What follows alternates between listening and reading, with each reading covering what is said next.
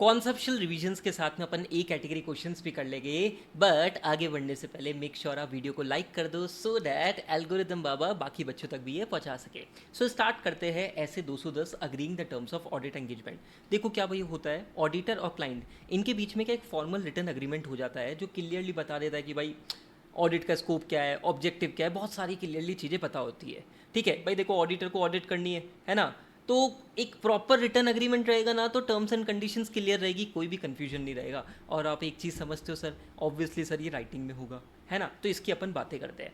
तो देखो भाई अपने केस में क्या भिड़े है क्लाइंट, जेठालाल है ऑडिटर, इन दोनों के बीच में एक एंगेजमेंट लेटर होगा जिसमें क्लियरली सारी टर्म्स एंड कंडीशंस लिखी हुई होगी।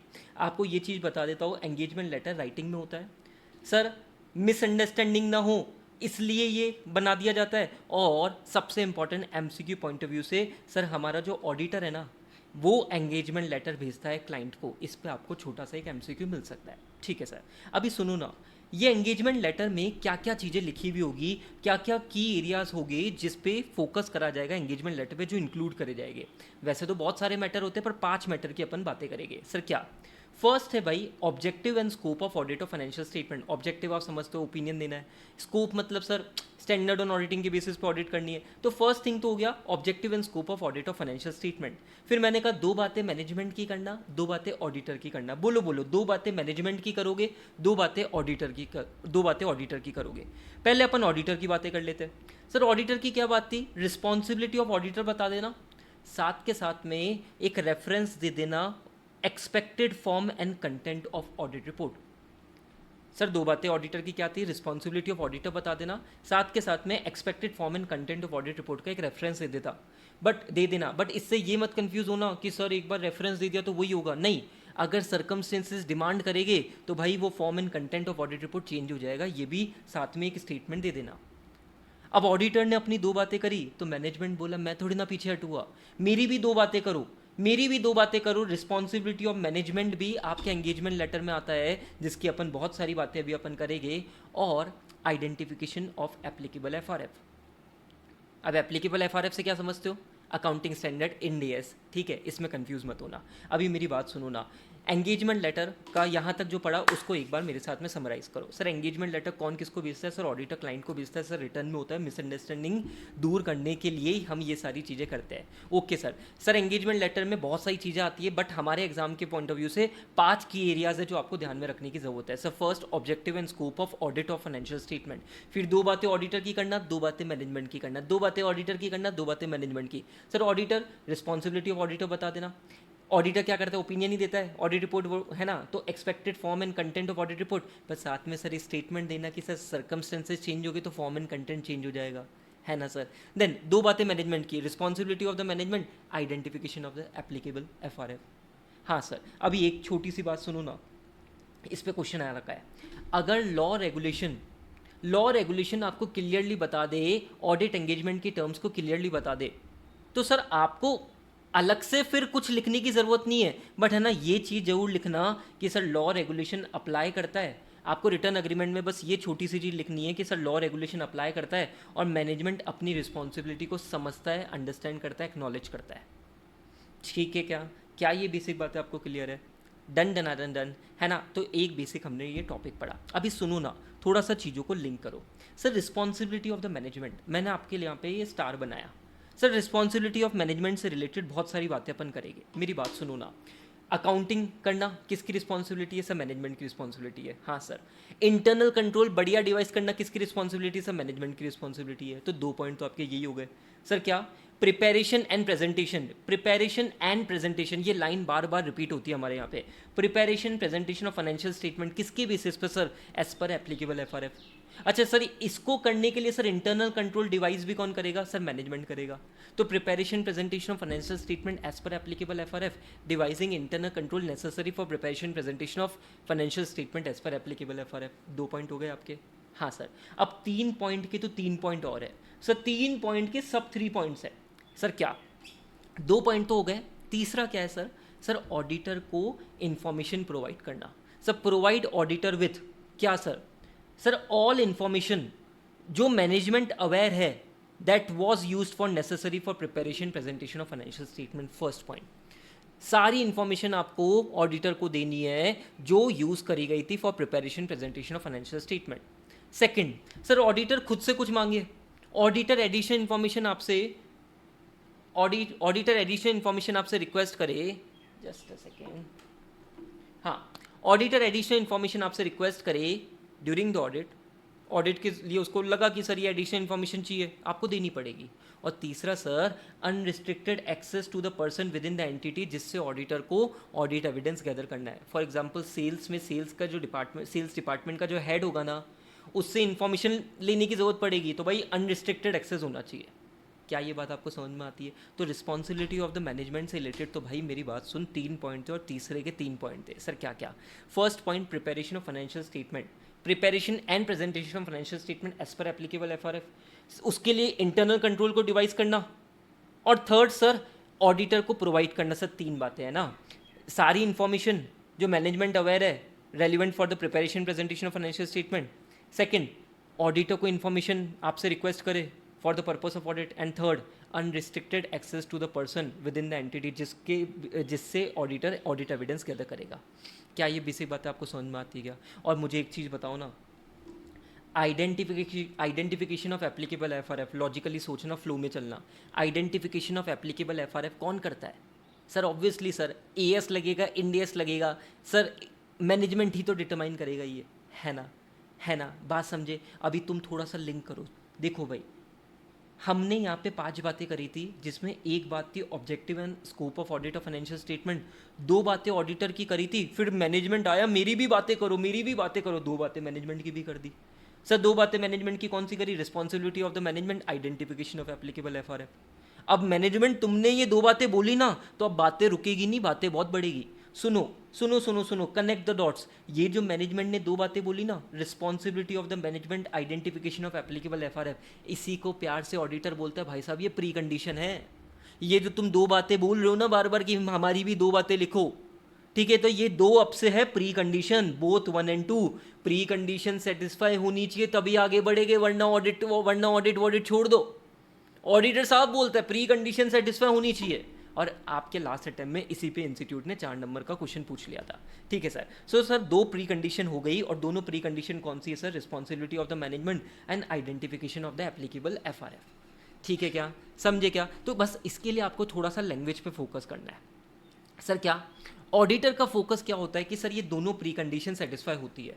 अगर ये दोनों प्री कंडीशन सेटिस्फाई नहीं हुई ना, तो सर वो मैनेजमेंट से कम्युनिकेट करेगा, और जब तक लॉ रेगुलेशन नहीं बोल दे, he will not accept the audit. अरे मोदी जी बोल दे तो मना कर सकते हो क्या? नहीं ना, ठीक है, but otherwise don't accept the audit.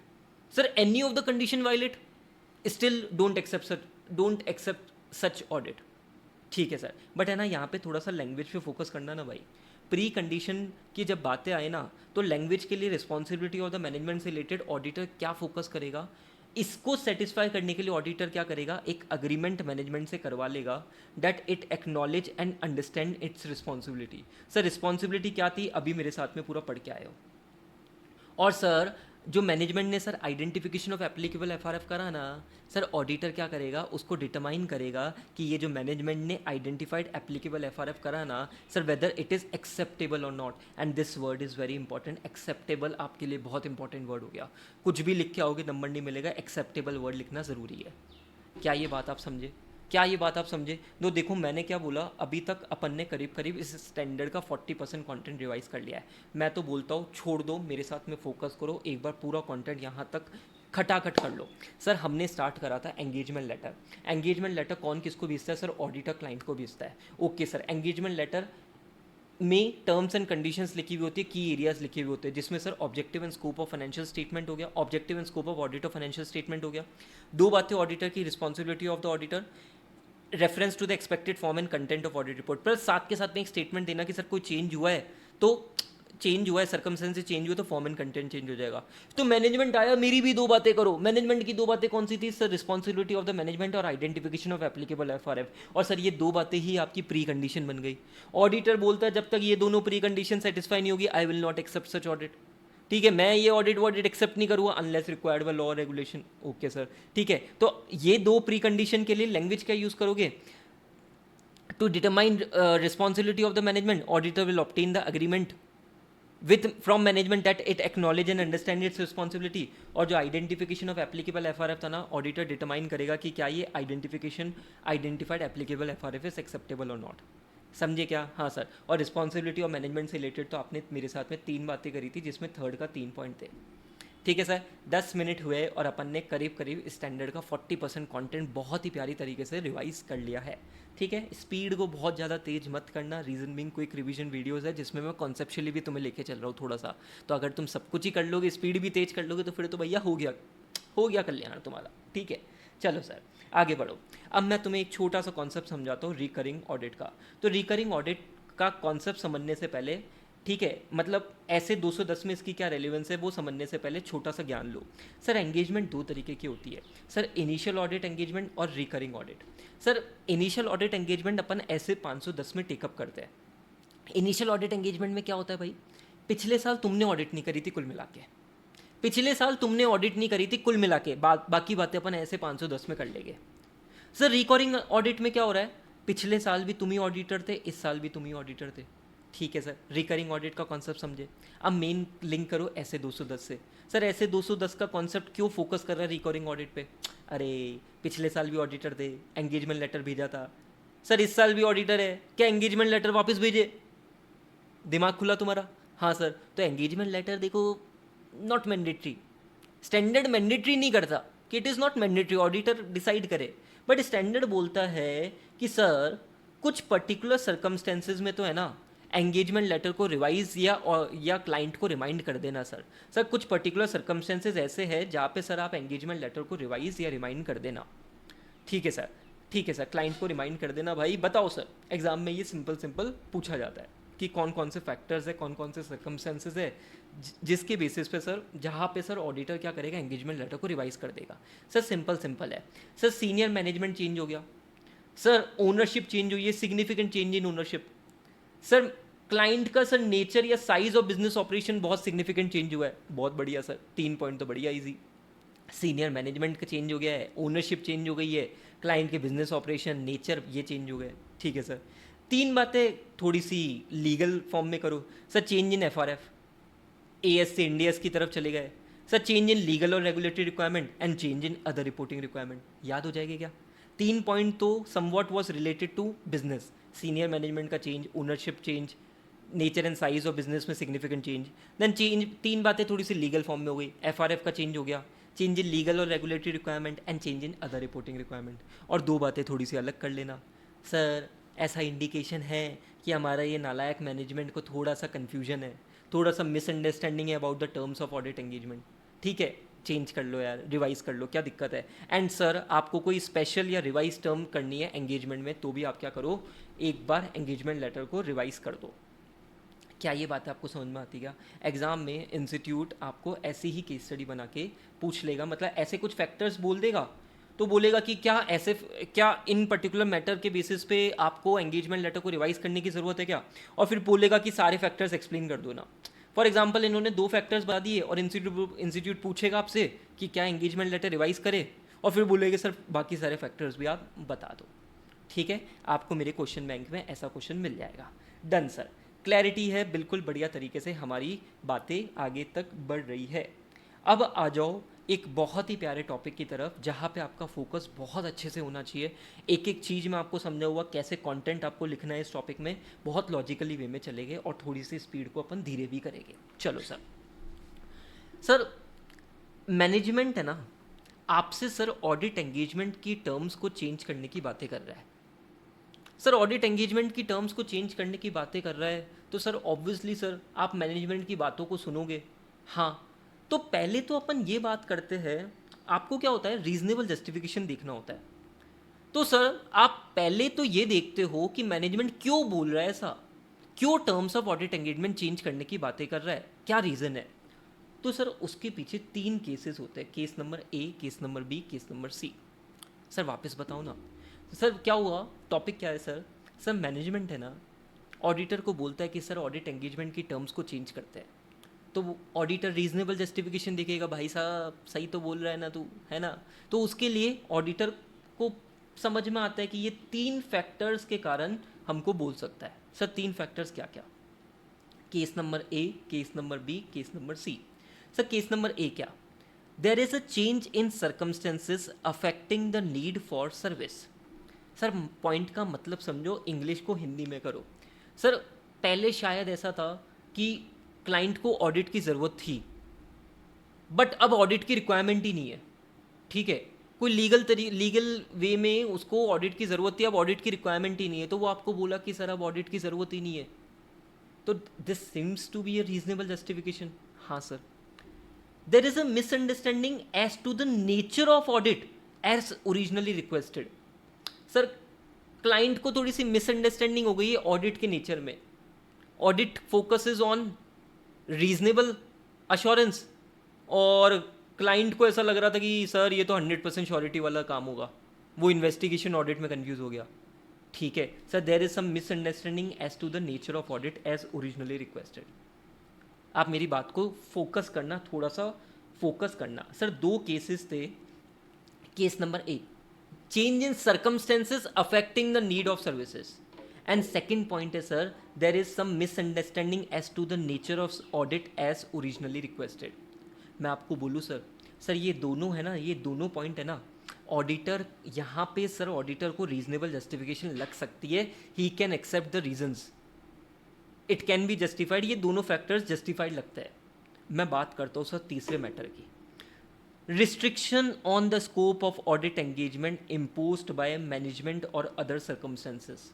Sir तीसरा मैटर क्या है सर मैनेजमेंट या कोई अदर सर्कमस्टेंसेस के बेसिस पे आपके काम पे सर रिस्ट्रिक्शन लग रहा है। फॉर एग्जाम्पल सपोज करो आप एक्सटर्नल कन्फर्मेशन लेते हो, क्योंकि इसका एग्जाम्पल अभी नीचे भी आएगा। आप एक्सटर्नल कन्फर्मेशन लेते हो, मैनेजमेंट ने बोल दिया नहीं sir, not allowed sir, external conformation हम आपको लेने नहीं देंगे, है ना, तो देर इज अ रिस्ट्रिक्शन। अभी आपको थोड़ा सा फोकस आ रहा होगा कि सर ये तीसरा मैटर थोड़ा सा पेचीदा है, और इंस्टीट्यूट भी यही बोलता है कि auditor particularly considered implication of restriction on the scope of audit engagement. ये जो तीसरा मैटर है ना सर, इसको थोड़ा सा केयरफुली देखना। It need to be carefully looked because ये मैटर थोड़ा सा कॉम्प्लिकेटेड है, restriction on scope of audit engagement है। सर ये दो मैटर तो क्या रीजनेबल जस्टिफिकेशन लग रहे थे, तीसरे को थोड़ा सा पर्टिकुलरली केयरफुली देखना, लैंग्वेज आपकी ऐसी मिलेगी। ठीक है सर, क्या ये बातें आपको समझ में आती है? मैंने क्या बोला, 3 पॉइंट पे फोकस करना सर। ये आपको रिक्वेस्ट क्यों करी जाएगी sir? First point, change in circumstances affecting the need for the services. Sir second point, misunderstanding as to the nature of audit as originally requested. And sir third point था आपका कि sir restriction on the scope of audit engagement either imposed by management or other circumstances. Sir, this third point is very crucial. Auditor need to particularly look into this third point. और बाकी ये 2 point में तो reasonable justification लग सकती है। ठीक है सर, अभी सुनो ना मेरी बात को। कभी भी आप मान सकते हो कि कभी भी जो change that is not satisfactory, incomplete और इनकरेक्ट, वो रीजनेबल जस्टिफिकेशन वहाँ पे ऑडिटर को कभी नहीं मिलेगा, तो auditor should not accept such change. मैं आपको एक एग्जांपल देता हूँ। ऑडिटर को क्या हो रहा था, ये एग्जांपल पे आपका है ना, मेरे क्वेश्चन बैंक में एक क्वेश्चन भी मिलेगा, लेटेस्ट एमटीपी में आया हुआ है, मैं मार्क करा दूंगा अभी। ठीक है सर, ऑडिटर को क्या हुआ, auditor is not able to obtain sufficient appropriate audit evidence about the debtors. Okay sir, management ने उनको बोला अब सफिशिएंट अप्रोप्रिएट ऑडिट एविडेंस नहीं मिल रहा था, तो ऑडिटर क्वालिफाइड या डिस्क्लेमर पे जाता। हाँ सर, एडवर्स पे नहीं जाएगा, अनेबल टू ऑब्टेन वाले केस में सर क्वालिफाइड या डिस्क्लेमर ही होता है। ठीक है, समझो इस बात को। तो सर ऑडिटर यहाँ पे क्वालिफाइड या डिस्क्लेमर पे जाता, मैनेजमेंट बोलता है सर आप एक काम करो सर, ऑडिट से सर आप रिव्यू पे चल जाओ सर, बचने के लिए ये बोल रहा है। अब मुझे बताओ, reason is obviously sir not satisfactory, whether auditor will accept such change? No sir, auditor will not accept such change. आपको लॉजिक समझा क्या सर? सर क्योंकि सर क्वालिफाइड डिस्क्लेमर से बचने के लिए सर मैनेजमेंट ने आपसे रिक्वेस्ट करी, please please please please change the terms, will you accept such change? Answer is no. ठीक है, this example was ask in your recent attempt, मैं आपको बता देता हूँ। सो एमटीपी जनवरी 2025, ये पूरा का पूरा जो केस मैंने आपको बोला, ये इसी पे क्वेश्चन पूछा हुआ था, दीपा लिमिटेड का। आप ये एक बार देख लेना, ठीक है, और आपको पूरा का पूरा आंसर वही मिलेगा, जस्ट आपको लास्ट में कंक्लूजन लिखना होगा।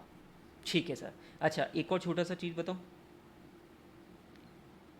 ये वाला ऑडिट एंगेजमेंट के की एरियाज़ क्या है, ये 5 पॉइंट थे। और आपको एक टॉपिक मैंने बताया था, एक छोटा सा पॉइंट, कि sir under what circumstances is auditor not required to record the terms of engagement in such a written agreement.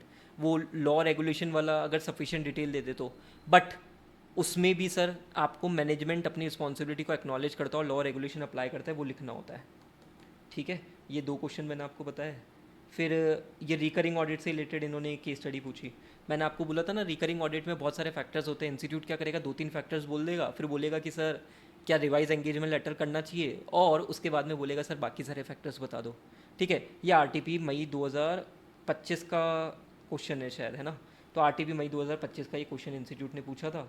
ये आपकी वही सारे पॉइंट्स और ये फैक्ट ऑफ द केस और कंक्लूजन यहाँ पे इन्होंने लिखा है। तो प्लीज़ आप टॉपिक को जब कर रहे हो ना, तो साथ में क्वेश्चन की अप्रोच मेरे साथ में ऐसे ही करा करो। मैं क्वेश्चन की अप्रोच ऐसे ही करवाता हूँ, ठीक है, तभी बच्चा लिंक कर सकता है। ठीक है सर, डन। अब मेरी बात को सुनो ना, अभी ये पॉइंट तो आपने पढ़ा, अब मैं आपको पढ़ा रहा हूँ एक थोड़ा सा मसालेदार पॉइंट। ऑडिटर को उसने रिक्वेस्ट करी कि सर आप ऑडिट से रिव्यू या रिलेटेड सर्विसेज पे आ जाओ। ऑडिट को आप ऑडिट से रिव्यू पे आ जाओ या रिलेटेड सर्विसेज पे आ जाओ। ठीक है sir. Obviously sir auditor reasonable justification देखेगा, अपनी लीगल या कॉन्ट्रेक्चुअल इम्प्लीकेशन देखेगा। सर अगर रीजनेबल जस्टिफिकेशन एग्जिस्ट करती है तो सर वो अग्री हो जाएगा। पर अभी यहाँ पे थोड़ा सा मामला पेचीदा है, सुनो ना, सुनो सुनो सुनो सुनो सुनो। मैं किससे किस पे जाने की बातें कर रहा हूँ सर, मैं ऑडिट से रिव्यू या रिलेटेड सर्विसेज पे जाने की बातें कर रहा हूँ। सुनना बहुत ध्यान से सर। ओल्ड एंगेजमेंट सपोज करो यहाँ तक था 1/4/2025 से 30/6/2025। यहाँ पे चीज़ें चेंज हुई तो नया एंगेजमेंट लेटर बन गया। हाँ सर। अब आप एक चीज़ समझो, ये ओल्ड एंगेजमेंट टर्म्स थी, ये न्यू एंगेजमेंट टर्म्स थी, ये ऑडिट था, ये शायद रिव्यू होगा या रिलेटेड सर्विसेज होगा। तो sir obviously sir engagement letter तो रिवाइज हो जाएगा, वो तो सर कॉमन सेंस है सर, वो तो बहुत बेसिक कॉमन सेंस है। अभी आप एक चीज़ समझो सर, ये जो ओल्ड एंगेजमेंट में जो काम करा हुआ होगा, अगर वो रेलिवेंट होगा तो उसका यूज़ कर लेंगे। हाँ सर, बट आगे का क्या, बोलो ना भाई, आगे का क्या, क्या पुरानी बातों में ही उलझे रहोगे? Answer is no sir. Sir अगर ऑडिट से रिव्यू पे चले गए या रिलेटेड सर्विसेज पे चले गए तो सर अब काम नए तरीके से करेंगे सर। हाँ sir, new work to be done as per the revise engagement. क्या ये बात आप समझते हो? तो सर हमने क्या समझा, सर ऑडिट से रिव्यू और रिलेटेड सर्विसेज पे जा रहे हो तो सर रीजनेबल जस्टिफिकेशन देख लो, अपनी कॉन्ट्रेक्चुअल लीगल ऑब्लिगेशन देख लो, अगर सब कुछ ठीक है तो आगे बढ़ो। ओल्ड काम अगर रेलिवेंट है तो उसको यूज़ कर लेना, और आगे का काम तो सर नए रिवाइज एंगेजमेंट लेटर के बेसिस पे करना सर, कोई दिक्कत की बात नहीं है। पर यहाँ पे है छोटा सा एक मसाला, बहुत ध्यान से सुनना, बहुत ही ध्यान से सुनना। सर आपको रिलेटेड सर्विसेज का केस याद है? Related services non assurance engagement होती है, उस पर अश्योरेंस नहीं दिया जाता। तो क्या हो सकता है सर, यूज़र हमारा कंफ्यूज हो सकता है अगर हम रिपोर्ट ऑन रिलेटेड सर्विसेज में सर ऑडिट की बातें करें। और यूज़र कंफ्यूज कैसे होगा सर, अरे कभी तो अश्योरेंस एंगेजमेंट की बातें करते, कभी नॉन अश्योरेंस एंगेजमेंट की बातें करते, ये क्या मजाक बना रखा है? क्योंकि related services sir non assurance engagement है। Chapter 1 nature scope and objective of audit का लास्ट टॉपिक है ना सर। तो डोंट कंफ्यूज यूजर, यूजर को कंफ्यूज मत करो बिना बात अश्योरेंस नॉन अश्योरेंस में झूलता रहे। क्या मतलब है, अगर ऑडिट से रिलेटेड सर्विसेज में जा रहे हो ना, तो भाई साहब कहीं पे भी अपना ओरिजिनल ऑडिट प्रोसीजर या ओरिजिनल ऑडिट एंगेजमेंट का रेफरेंस मत देना, क्योंकि यूज़र बिना बात कंफ्यूज होगा। ओरिजिनल ऑडिट एंगेजमेंट या ऑडिट प्रोसीजर का रेफरेंस कहीं पे भी मत देना। क्या ये बात आपको समझ में आती है? क्या ये बेसिक बातें आपको समझ में आती है? ये आपको ध्यान में रख के चलना है। बट आपको एक थोड़ा सा एक्सेप्शन बताऊं, इसका लॉजिक उसी बच्चे को समझ में आएगा जो रिलेटेड सर्विस का टॉपिक अच्छे से समझता है। सर रिलेटेड सर्विसेज के केस में सर अग्रीड अपॉन प्रोसीजर एक केस होता है, और मैं आपको एक छोटी सी बात बता देता हूँ। अग्रीड अपॉन प्रोसीजर में भी क्या ऑडिट के जो प्रोसीजर्स होते हैं ना, वही लगते हैं नॉर्मली, इंक्वायरी इंस्पेक्शन वगैरह वगैरह, है ना। तो व्हेन ऑडिट से सर अग्रीड अपॉन प्रोसीजर पे जाते हैं ना, तो sir reference to procedure is allowed, क्योंकि sir normally agreed upon procedure में उनका रेफरेंस दिया जाता है ना। तो ये एक छोटा सा मसाला था। मैं अब यहाँ पे बहुत ज़्यादा रिलेटेड सर्विसेज की तो बात नहीं कर सकता, मैं टॉपिक से भटक जाऊँगा, बट ये एक्सेप्शन ध्यान में रख के चलना सर। सर क्या बातें करी सर, पूरा एक बार रिकॉल करा दो ना। मैंने कहा देखो सिंपल है, रीजनेबल जस्टिफिकेशन एग्जिस्ट करता है, आगे बात करना, लीगल कॉन्ट्रेक्चुअल ऑब्लिगेशन को तो देखते हुए चलना। सर ओल्ड प्रोसीजर जो परफॉर्म करे अगर रेलिवेंट है उसको यूज़ कर लेना, पर आगे का काम नए ऑडिट प्रोसीजर नए एंगेजमेंट लेटर के बेसिस पे करना सर, रिव्यू या रिलेटेड सर्विसेज हो। पर सर मसाला किस में sir, report on related services पे है।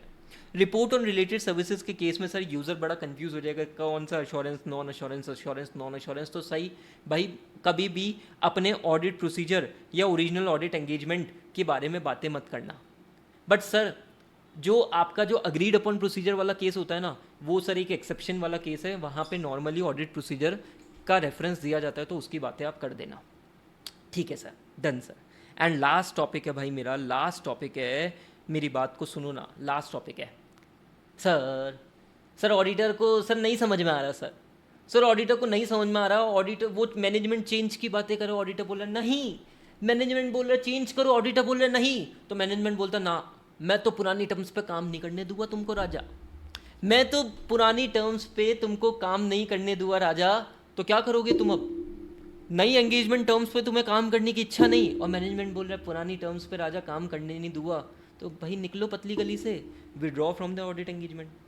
क्या ये लॉजिकली आप समझे? अरे क्योंकि ऑप्शन ही नहीं बचा ना, इधर काई उधर कुआ, तो विड्रॉ करो, पतली गली से निकल लो। पर पतली गली से निकलने से पहले अपनी ऑब्लिगेशन देख लेना लीगल और कॉन्ट्रेक्चुअल, कि तुम्हें ये मैटर किसी को रिपोर्ट करने की ज़रूरत है कि लाइक TCWG ओनर्स या रेगुलेटर्स। क्या ये बात आपको समझ में आती है? सर पैसा छोड़ रहे हो, हाँ हाँ पैसा छोड़ना पड़ेगा, विड्रॉ करके निकल लो, ठीक है। बट अपनी कॉन्ट्रेक्चुअल या लीगल ऑब्लिगेशन देख लेना, either you need to report to any person like TCWG, regulators, owners etcetera etcetera.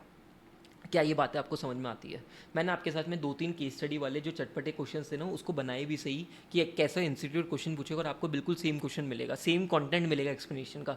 Just आपको क्या करना होता है, मैं हमेशा बोलता हूँ आपको अपना कंक्लूजन बिल्कुल लिखना होता है, फैक्ट ऑफ द केस के साथ में कंक्लूजन लिखना होता है। समझे क्या सर? क्या ये बेसिक बातें आप समझे? हाँ सर, अभी मेरी बात सुनो ना, ये ऐसे 210 का ये जो ऑब्जेक्टिव है ना, ये मैंने आपके लिए लास्ट में छोड़ रखा है, इसको खुद से रीड कर लेना, ठीक है सर, डन। सो हमने कम से कम टाइम में इसको कॉन्सेप्चुअली एक अलग ही लेवल का पढ़ने की कोशिश करी है। मेरे को नॉर्मली इसको 2 से 3 घंटे लगते हैं, आपको कम टाइम में इसको कॉन्सेप्चुअल रिवीजन साथ के साथ में कुछ इंपॉर्टेंट क्वेश्चंस इंस्टीट्यूट कैसे आपसे टारगेट करेगा वो भी आपको बताया है। एक छोटी सी बात ध्यान में रखना भाई, ये जो टॉपिक है ना आपका, request from entity to change when reasonable justification exist, आपका कुछ भी क्वेश्चन आ जाए ना, आपको ये कंटेंट एक्सप्लेन करना ही है कि सर 3 कारण से होता है, और साथ में सर ये बातें भी लिख के आ जाना, ये बातें भी लिख के आ जाना कि सर ऑडिट से रिलेटेड सर्विस या रिव्यू पे गए तो सर क्या क्या चीज़ें होती है ना। तो ये इस टॉपिक में आपको छोड़ना ही मत गुंजाइश, क्योंकि इंस्टीट्यूट कंफ्यूज करेगा आपको। आप सारे पॉइंट्स यहाँ पे लिख के आ जाना, कोई दिक्कत की बात नहीं, नंबर नहीं कटने चाहिए, ठीक है सर। आई होप आपको पसंद आया होगा, अगर पसंद आया तो मेरे को बिल्कुल कमेंट सेक्शन में बताना। Make sure you are liking this video and sharing with your C inter audit friends. Thank you.